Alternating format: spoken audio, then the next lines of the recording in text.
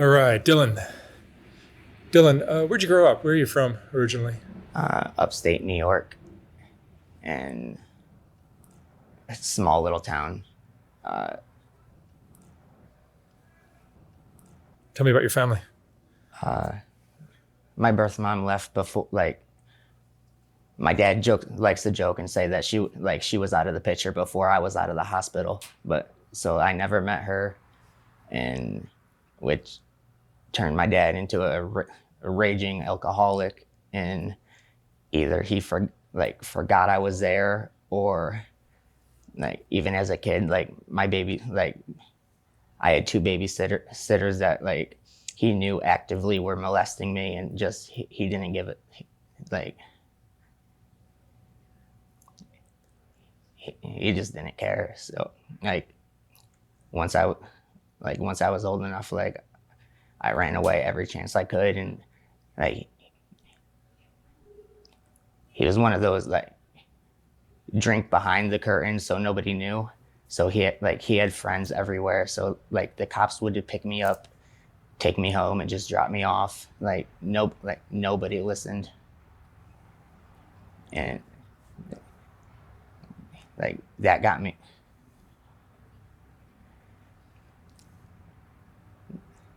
like that got me start any all drugs. Even sixth, seventh grade, I was stealing my grandpa's Percocets. What kind of kid were you in high school? Say that again. What kind of kid were you in high school? I wasn't. Like my stepmom would drop me off at school, and it was like 4 months in a row. I would just walk in and then walk out the back, and then I would just go get high all day.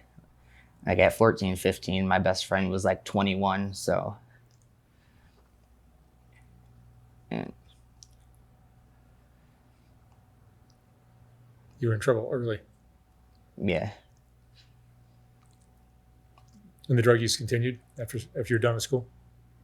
yeah. Once I dropped out of school, or I was forced to drop out of school at 11th grade, like they were, the schedule they were giving me, I couldn't do it mentally, or even like emotionally, with everything I was dealing with at home. And like the abuse got to my little sister too, and it messed with her so bad. She went she's transgender now. It it just totally.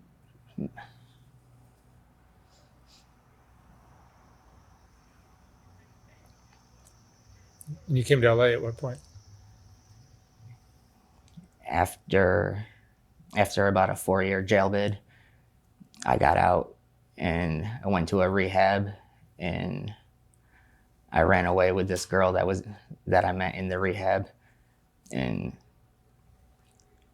after about a month, she left me out here, and that's when I started getting into the heroin and fentanyl, and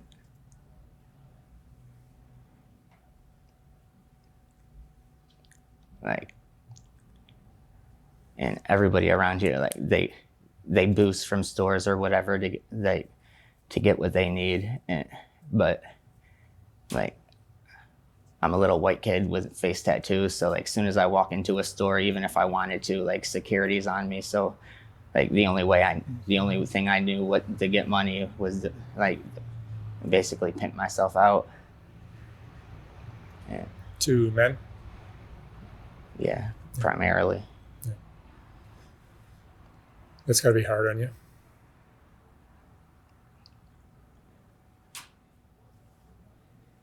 You're straight, not gay.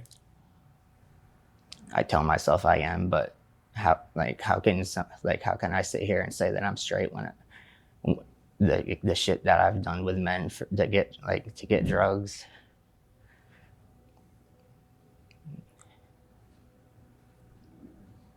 What's your biggest fear now? Back home, I got 13 tattooed on my face because there's 5 letters in my name and 8 letters in I love you. So there was a bunch of us that got it done, and I moved out here and I had no idea what 13 meant. So it's why I wear a Band-Aid everywhere I go, because I've been beat up. I've seen my girlfriend kidnapped or my wife kidnapped. Like, All because you have a Mexican, all because I have 13 tattooed on notorious my Mexican face. gang tattoo.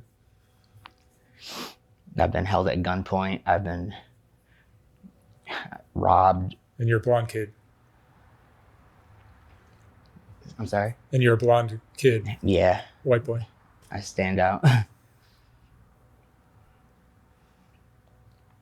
you think there was any chance for you, given the childhood that you had?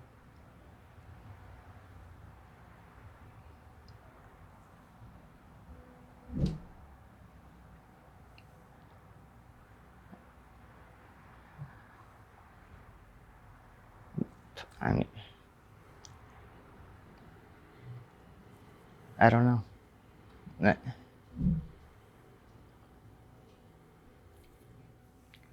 Like, after I moved out here, it seems everybody's story is just somewhat the same. Like, I I haven't really heard anybody who's come up the way that I did and made it out successfully. But like, Have you tried to get clean at all?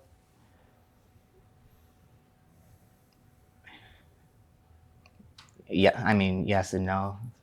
I, I don't I don't like me sober, just because I have everything that I've tried to kill myself 3 different times.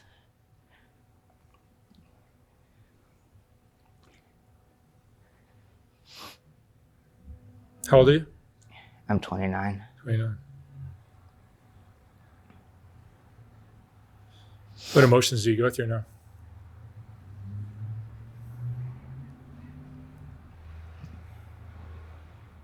Daily, being around here, fear, disgust with myself, what I've done, and then the kind, because me and my wife, we both actively fucking pimp ourselves out or sell our bodies. So it's having a relationship on top of that, it's like a false barrier of trust. It's going to be hard on a relationship. Extremely.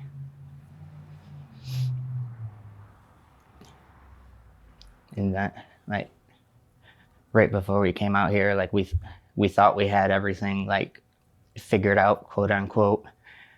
She was pregnant, we had a place to stay, we had a car, and we lost the baby at 9.5 months. And the people we were living with, it was family friends they were going to adopt, so we didn't have, so we'd still have our son in our lives. And as soon as she lost the baby, they kicked us out the house, and we were living in the car. The car got impounded out here in Burbank. Just expired tags. We both went to jail. They took our dog to the pound.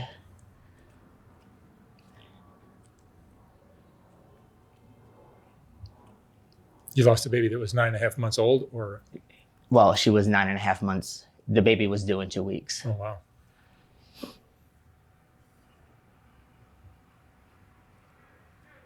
You feel like life is unfair?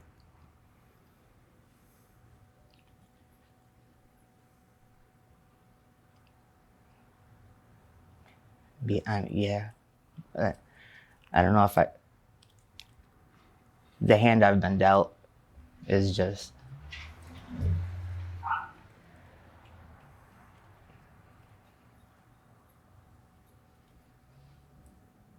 The tragedies in your life are similar to your wife's. Did you guys connect because of all the things you've been through? Rachel, who I interviewed yeah, well, yesterday. I think it was the drugs at first, but after getting to know one another, like,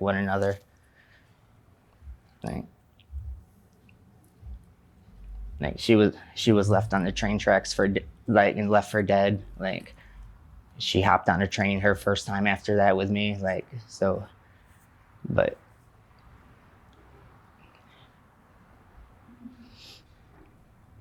it's hard without the trust. Like, even if I go to the store for 15 minutes, she's thinking one thing. If she goes and then I'm thinking the same. Like,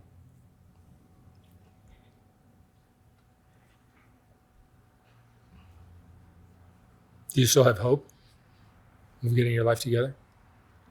I'd love to. I hate doing this every day. Like,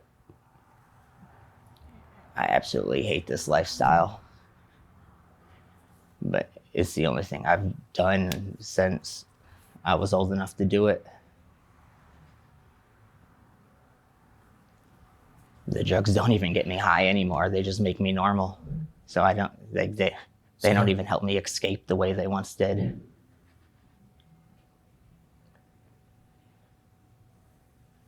You've OD'd? 7 different times. She's brought me back like 5 of them.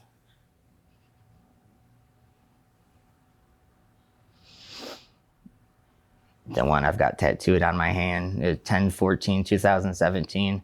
I was dead for over 6 minutes. The ambulance Narcaned me 7 different times, and then finally epi-shotted me to the heart. And they basically called it quits, and they heard me take a breath. Like, I shouldn't be here. I don't know why I still am. And that got me sober for about 2 weeks. And I went right back to it. Well, if that didn't kill me, then nothing's gonna kill me. Do you feel like the situation you're in is just a product of the abuse and the lack of parenting you have? Yeah. If they'd have been there, or even if I'd have known my mom, like, so much comes from that. The trust issues with females, and I think that's another reason, why it's so easy for me to shut my feelings off when I do what I do for the drugs.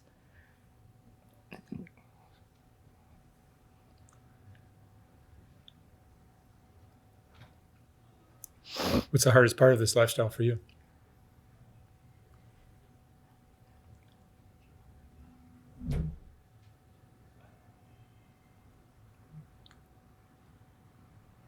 Seeing my wife do what she has to do if they're not interested in me, seeing her walk away, in fear of her life, her not coming back, or there's a part of me that almost begs for that, for someone to kill me when it comes down to it. But because I know there's a part of her that's only doing it for us. Do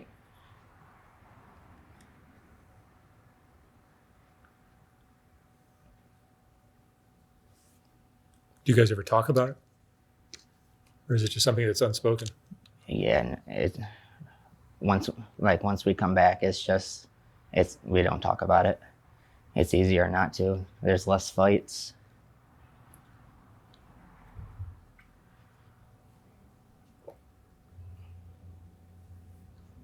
If you had your life to live all over again, would you have done anything differently?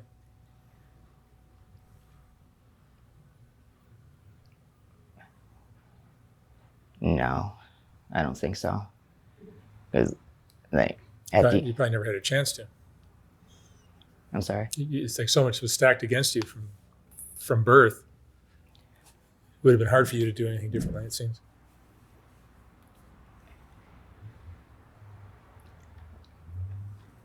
Because at the end of the day, I really do love the girl. So, and doing anything different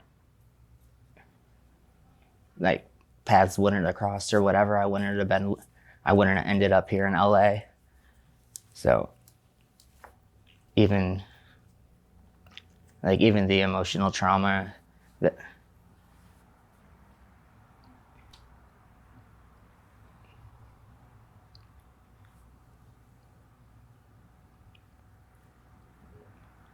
Can you imagine you and your wife living a better life where you have a roof over your heads and maybe a job and stability? No drugs? that we had it at one point. Like I said, when she was pregnant, we were clean. Like we had everything. It wasn't our house, but we had a roof over our head. We had my car.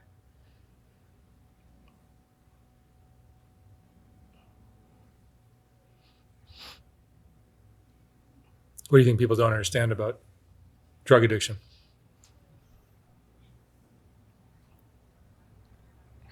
That it's not like people say that it's a disease or like that we have the Choice? Yeah, it's more than that. It's so much more than that. And until they've actually like experienced it, or even someone close to them, like they you can't judge on it, because so many different things lead to people using in so many different ways.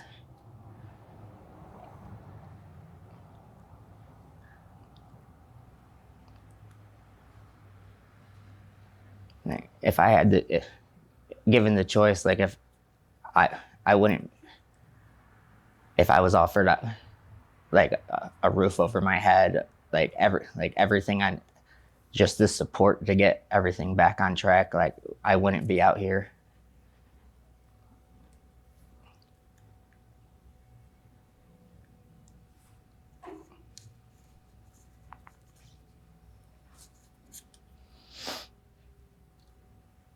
Do you have friends, or is it just you and your wife against?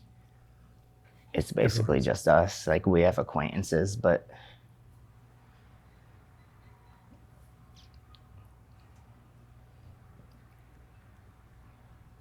there's a saying out here that nobody's really your friend. They either want to fuck your wife, rob you, or do your drugs. And that's basically what it is. They're either trying to come in between us, like into our relationship, trying to rob us for what we have, or they're trying to steal our drugs.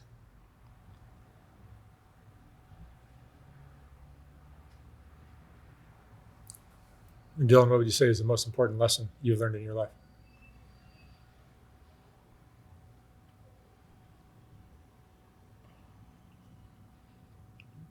Don't take anything for granted. Like, just enjoy the little things.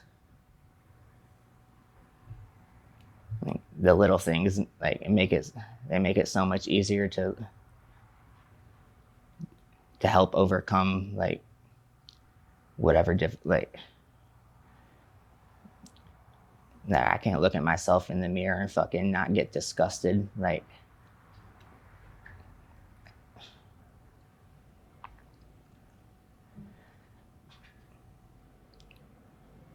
but I know the next time I need money, fuck it, it's the go-to.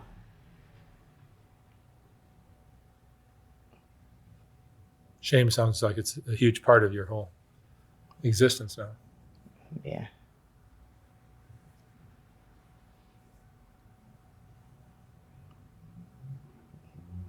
Did you have dreams of doing something other than this?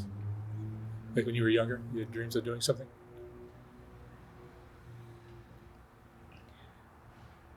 I always wanted to go to school to play baseball or football, but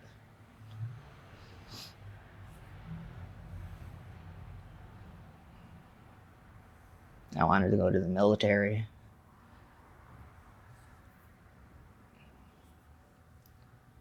All that went out the window after I left school.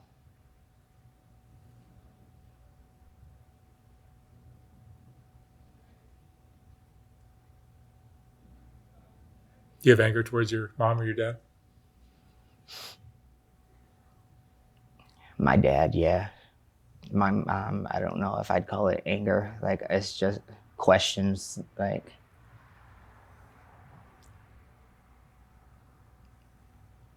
she didn't even know. Like she didn't even know what my dad named me until like a year or two down the road. Like that's how fast she left.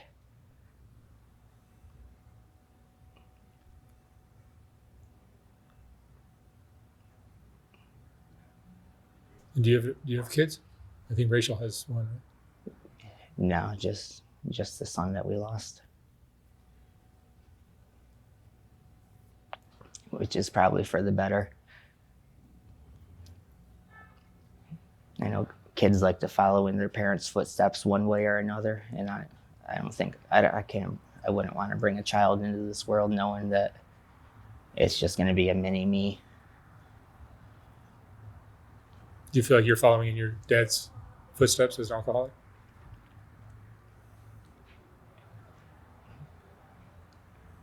Yeah, I mean, I don't drink, but I substitute it with everything else. Yeah, that's what I mean. Like, I swore to myself that I'd never touch alcohol, and so far, like I've kept true to that. But I just substitute it with the fentanyl and the meth and the ecstasy and everything else.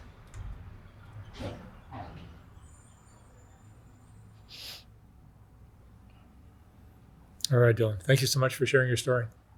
Thank you. I wish you guys a lot of luck out here. Hope you get clean one day. Yeah. Thank you.